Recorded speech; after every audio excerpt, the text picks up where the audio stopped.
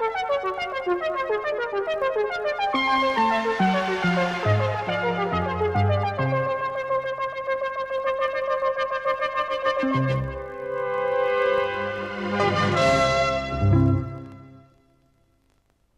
been quite a while since I've done a video that's football related. I've certainly done a fair few in my time, whether it's covering the best and the worst footy games from platforms like the Spectrum, PlayStation or the arcade, to seeing what happens when you don't bother controlling any of the players in a game. I'm quite prolific, a champion of a genre, old football games, that, well, not many others care about. But then a fair few people have been wanting me to go back. They often crop up in comments or even in person wondering when another footy game vid's coming. And you know what? Having a look at the sheer awfulness that was World Championship Soccer on the Spectrum has given me the urge to do another one. So, what's the plan? This is a compilation of sorts. I've picked out 10 football games from 10 different platforms. In the spirit of World Championship Soccer, however, we're not looking at good games. Instead of that, I have a bunch of titles ranging from utterly weird affairs to, well, flat out stinkers. The worst football games you can possibly imagine. They don't make them quite this bad anymore, it has to be said. So sit back, pour yourself some sponsor-approved beverage of sorts, and let's dive deep into the vaults of soccer horror. First up, here's one from the good old Mega Drive. Now there's many footy games on here, and they're not necessarily all that bad even when you get outside of the more traditionally decent likes of FIFA, ISS and Sensi. But then, well, there's Pele by Accolade.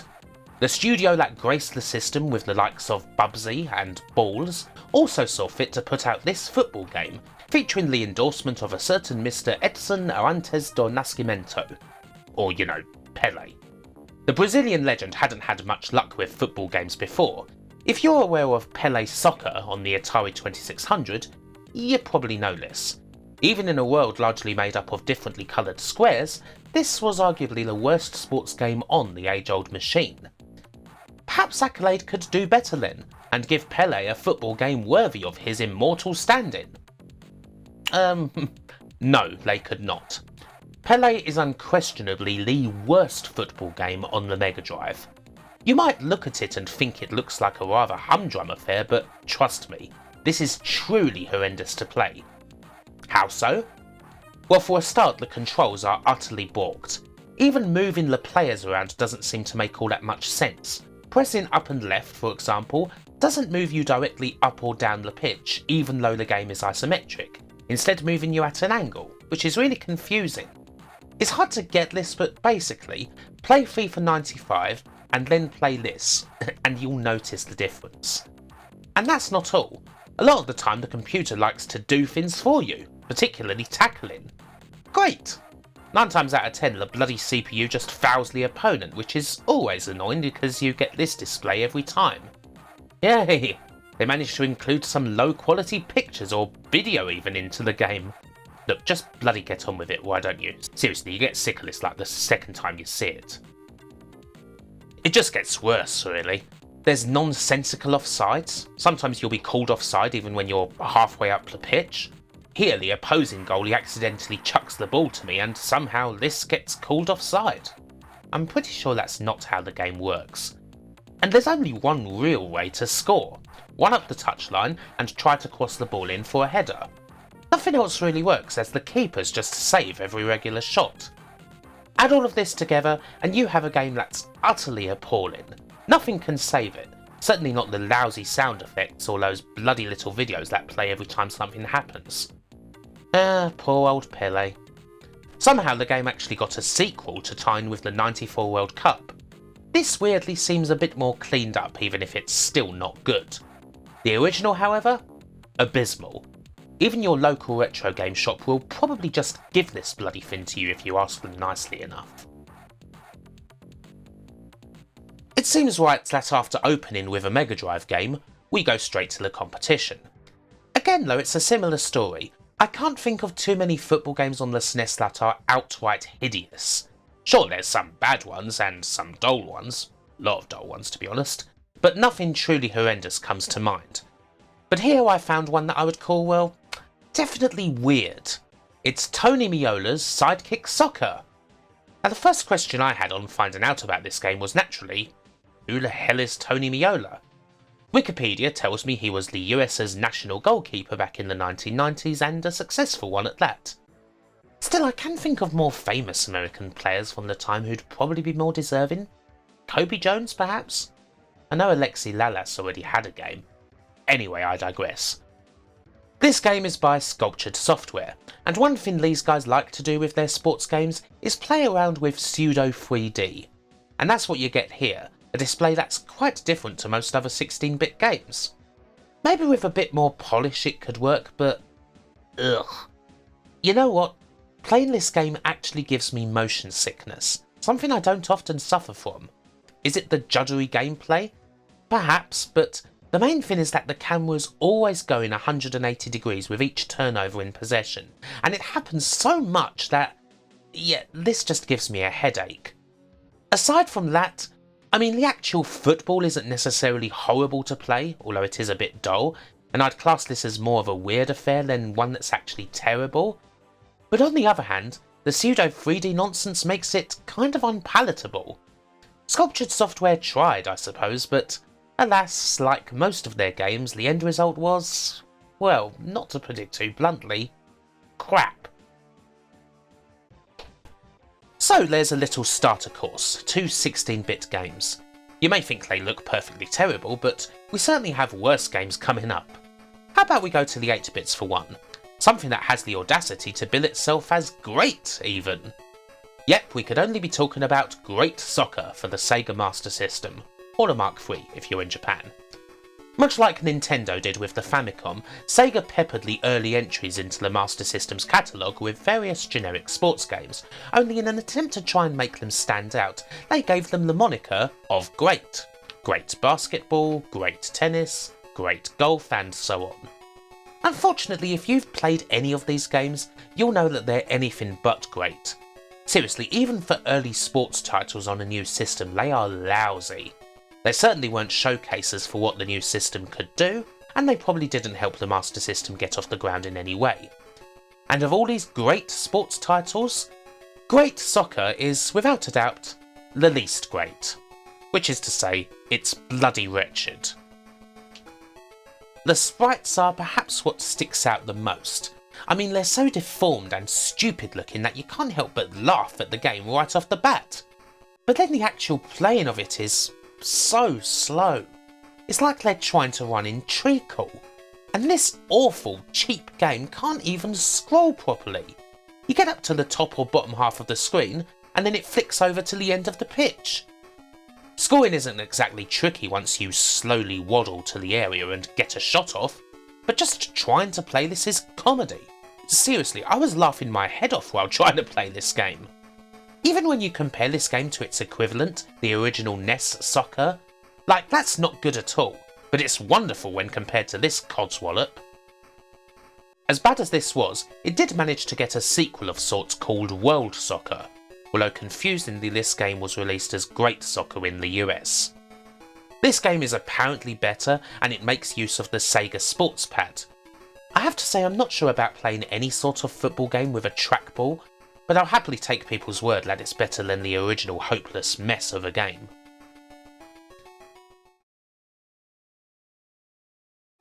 Okay, next up we're going for something that's a bit more weird. There's a few football games to be found on the venerable Game Boy, and some of them are pretty bloody decent for the handheld. It actually plays a cracking sensible soccer, believe it or not. But the most unique of them? Well, that's undoubtedly Magnetic Soccer, a game made by, believe it or not, Nintendo themselves. It's certainly one of the more obscure first-party Nintendo games out there, that's for sure. I think you can tell pretty quickly why this is unique. This isn't regular football, it's table football, or foosball as it's often known. I can't think of many other foosball games aside from cheap little flash games and the like, it has to be said. You move all the players at once from left to right with the D-pad, and you can flick the ball with the buttons or trap it to unleash a more powerful shot. There's different surfaces which can play faster or slower, different skill levels, and not much else. I mean, it's foosball. a game you play in a pub after a few drinks, usually to the annoyance of anyone who happens to be in the vicinity who's trying to have a quiet conversation. Foosball loses something in translation, it has to be said. The actual game is quite manic as you try and control several rows of footballers in order to stop the ball from going into the net, whereas here they just all move at once, so, well, it's kinda stayed. It's not a bad game, it's certainly unique, but it's not something I'd ever bother playing again. I kinda wonder how Nintendo ended up making it. Did the foosball machine in their relaxation room break? And someone thought, hey, why don't we just code a foosball game that we can play? Was someone complaining about the clacking noise? I don't know. Either way, it exists. Well, that's as much as can really be said. But speaking of tabletop variations on football, well, how about Subbuteo? A classic British institution.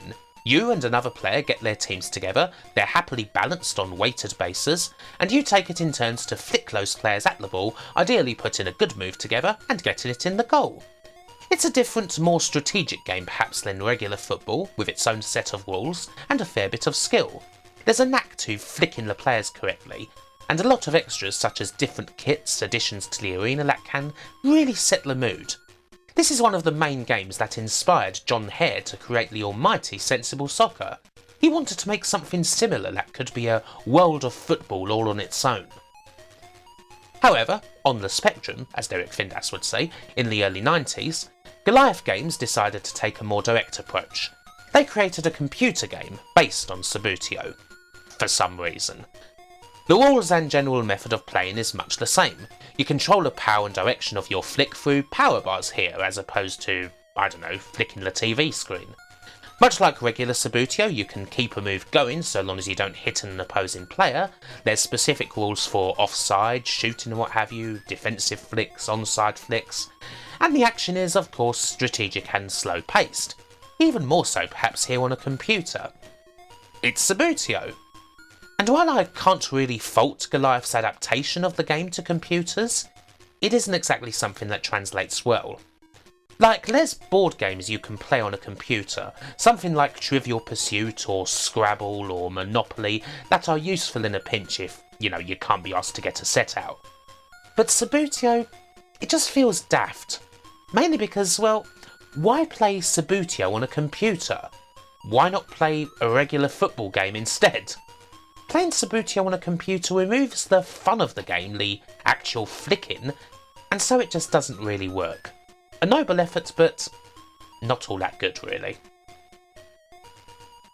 Okay, back to handhelds. Now here's something. As we all know, a lot of old footy games have endorsements from specific players. We've already had Pele and Tony Meola, and while I didn't know Tony Meola, I can see that he was a successful player. But how about the lamest tie-in? Well, I think I have a contender here. Introducing David O'Leary's Total Soccer 2000 for the Game Boy Color. David O'Bloody-Leary, who is known for what? Being an Arsenal journeyman and being a mediocre manager, at best. Somehow in 2000 he endorsed a video game. I can only presume that Alan Kirbishley wasn't available. So yes, the tie-in is pretty lame, especially seeing as it isn't even reflected in the game, he's just on the blooming cover. But the game itself, it's a strange one. How so? Well, it's a conversion of a PS1 game, but not just any PS1 game, a PS1 Net Eurosy game. If you enjoyed your Eurosy games on the old demo discs back in the day, you may remember the original Total Soccer, an obviously cheap looking but fast and actually quite fun attempt at footy. Really not bad at all considering Eurosy's limitations, kinda like a BTEC Sensible Soccer. Surprisingly, it actually managed to get a commercial upgrade thanks to Ubisoft. But all the fun of Total Soccer gets lost in translation, I'm afraid. This game isn't fast, it's really slow. It's also really easy. This is one of those games where just with a little bit of dribbling skill, you can happily round the keeper and walk the ball into the net, removing any need to shoot. Never the sign of a good football game, that. There doesn't seem to be any difference in the teams at all. I could do this and score with aplomb as Manchester United against Bradford, and I could do it as Venezia against Real Madrid. It's not a good game at all. A shame. Total Soccer could have been a good one on handhelds too. Although this wasn't the end of it. There's Total Soccer games on the Game Boy Advance too, only David O'Leary has been done away with and replaced by Steven Gerrard, or rather, Stevie Gerrard.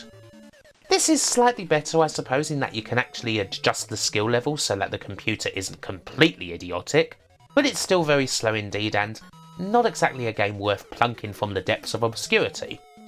Still, it's convenient that we've made it to the Game Boy Advance because, well, our next game's there. Finding weird soccer games often involves moving away from the realms of reality. There's always going to be something strange that doesn't involve real people. Did you know that there's a Disney soccer game on the Game Boy Advance, for example? You can pit teams captained by the likes of Mickey, Minnie and Goofy and what have you against each other. I thought this would be a contender for the video, but it turns out it isn't anywhere near bad enough for that. I mean, it's obviously a more successful Disney crossover title than, say, Kingdom Hearts. For our Game Boy Advance entry then, we've got something else. We've got Lego.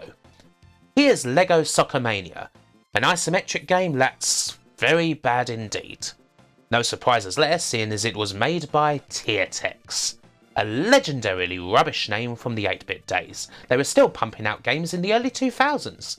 Hell, the company's still around now, although they don't really do games anymore. Anyway, Lego Soccer Mania pits various teams of generic Lego-based ballers against each other. Knights, Wild West, and so on. There's nothing special here. And, I mean, I don't really need to say a lot here. You can tell it's pretty bad. There's a few power-ups here and there, mainly speed up and slow down, but they don't seem to have any effect at all on the gameplay. To be honest, this is revolting, ugly to look at, and a bore to play. It makes me think of the old US Gold game Fever Pitch, only it's a crippled version of it, and that wasn't a good football game to begin with. This is just the sort of shovelware that was way too common on the Game Boy Advance, alas. As for Lego, well, this was presumably before the days when someone figured out that Lego plus popular franchise and an action game equals bags upon bags of money. The little blocks would go on to better things, far away from the football pitch.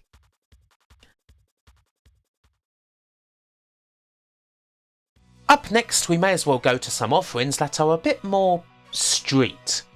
Again, if you want some weirdness and indeed some awfulness, that's often a good place.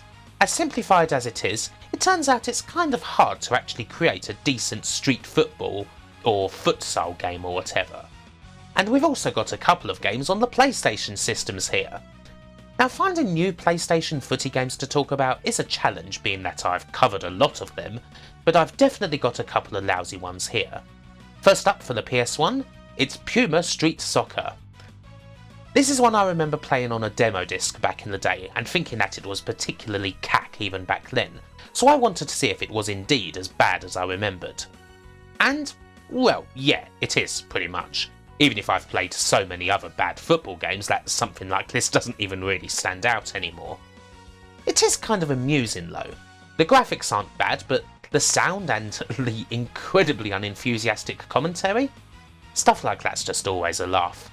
As are the comically bad goalkeepers. Seriously, sometimes they'll be beaten just with long balls from the other end of the pitch, let alone the super shots that you can unleash once you've filled the bar up. The end result is basically a rather boring goal fest. Both you and the opponent tend to end up scoring every time you get the ball, and not even in a particularly impressive way, it's all rebounds and shit. FIFA Street may have cringeworthy presentation of its own, but is certainly a hell of a lot more satisfying. And yet, Puma Street Soccer is perhaps not something that really belongs here. Admittedly, if I hadn't already looked at Chris Kamara's Street Soccer in another video, Puma Street Soccer probably wouldn't be here at all. That's how much of the PSX library we've plundered. Still, it was fun to go back to this game that I'm pretty sure got about 3 out of 10 in the same official PlayStation mag that featured it on the demo disc, which kind of makes you wonder why they bothered wasting disk space on it at all. So let's have a look at the PS2. Most everyone now agrees that the PS2 is very much a retro system. It's 20 years old next year after all, don't that make you feel ancient? We're becoming more familiar with the many gems of the machine, both the famous and the hidden. but we're also getting more knowledge of the system's great purveyors of crap. People like Phoenix Games. An absolute stinker of a budget studio, more and more people are becoming aware of the utter bollocks that they unleashed through their relatively short career. You might immediately be thinking of the beyond ridiculous Animal Soccer world, one of the most laughably pathetic attempts at telling a narrative in the entire history of video games. However, that game doesn't really have much actual football in it. So here's something else from the Phoenix library. City Soccer Challenge. Yes, it's another street football game. And, well, it is certainly worthy of the Phoenix name. You get some generic teams, pick a couple of them, and you're off. And indeed, literally just pick a couple. Half of them are locked off anyway, meaning there's like 4 to choose from. And, well, away we go. My first thoughts on loading a match were mainly based on how disgusting the game looks. Like, we've seen a lot of ugly games in this video already, but short of the last game we're covering, this is the most offensive to my eyes. Everything about the way the game looks and the characters on the pitch is grotesque. The very worst of 2000's shovelware graphics. It makes Crazy Frog Racer look good. And the gameplay, shockingly enough, isn't much better. Everyone is so slow, you get some special abilities that are signified by trails from the player that presumably came from some free graphical trails CD. The goalkeepers are utterly beyond hope and you usually score even when you shoot straight at them, and everyone moves around like they've had their heads and feet cut off. And there's an overabundance of impact font, which is the worst font in the world next to Comic Sans. There's nothing at all that's even of an acceptable standard here. But then that's what people have come to expect from Phoenix. City Soccer Challenge is terrible, but guess what? It isn't even that bad for this studio. Atrocious. So we have one more game, and like Jose Mourinho, it's a special one. I've called a lot of football games the worst over the years, everything from inept PlayStation affairs to Comedy ZX Spectrum titles. Really though, they've all been placeholders, keeping the seats warm until finally I got my chance to cover the true final boss of bad football games, the champion in all categories, particularly the one called Why the Hell Does This Even Exist? And finally, it's time. We're off to the Amiga, and we're going to put Graham Souness Vector Soccer on the throne where it belongs. Now I suppose you can't fault Zeppelin's ambition. It really takes some balls to try and put a 3D football game out in 1991 for the Amiga and the Atari ST no less. But this is the end result. You have these hideously gruesome 3D figures running about. And I say running, but well, the game runs at less than a frame per second. It's so unresponsive that you would be better off posting your inputs to the computer. So slow that you could do one of those old Twitch Plays things for this game, and the end result wouldn't look any different to a single human player trying to wrestle with it. You basically can't do anything other than move in a straight line. It's not even worth bothering trying to do anything else. That's if you're not laughing too hard from the bloody state of this thing. But all isn't lost. You can actually make the game faster. Just go into the match detail and turn, well, basically everything off. Now the game might actually hit 5 frames per second. But if you thought it was bad before, just look at it now. Now when a player isn't near the ball, they literally become a floating square. This looks less like football and more of an attempt at abstract art. And none of this helps the gameplay anyway. You may score every now and then or even put some sort of move together in slow motion, but this is just hilarious. A few years later, when 3D football games started to become the norm, needless to say, Graham Souness Vector Soccer was not recognised as a trailblazer. It's awful now, it was awful then, and even if there's some games that could beat it for incompetence, I kinda think this has to take its rightful position as the most hilariously bad footy game ever released. It's the total package. And well, there we have it. 10 football games plucked out of obscurity and presented for your entertainment. Not the best ones, but certainly very funny ones. But as an actual fan of footy games, perhaps next time I should bring some balance by highlighting actual decent ones that people may not know about, seeing as the games in this video have been so dreadful. I don't know. I mean, let's face it, you kinda need to have a love of the beautiful game in virtual form to know of and seek out these little brown treasures, it has to be said. Bye for now.